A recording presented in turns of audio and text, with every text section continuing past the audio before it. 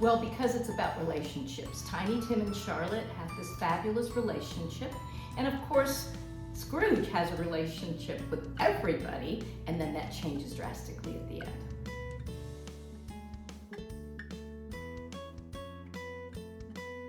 That's always a challenge, and I think it's a good challenge because it's very exciting to be able to switch from one character to another.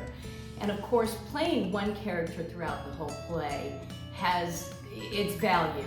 But when you have to play multiple characters, one of the things that I did is I had a very early on conversation about creating physical and vocal distinctions. So each character had to have their own thing regarding how they spoke and how they physically interacted with other people, walked, and all of those things.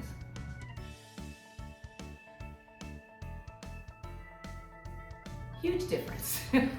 I think the major thing that I was able to accomplish in Tiny Tim that I really wasn't able to because of the amount of cast members was text analysis, diving deep into the text. And we did a complete text analysis. We started each rehearsal with some games. We were able to indulge in some games and some playing to set the stage for them to use improvisation in terms of creating the blocking. And then every night we dealt with the script and we took it apart before we put it back together again, and that was wonderful.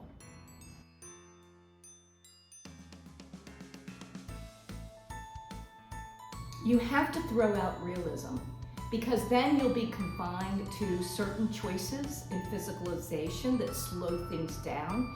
You need to be able to have a tempo that moves very quickly, and luckily the play is about 10-year-olds, and so with 10-year-olds, the sky's the limit in terms of what you can imagine and create.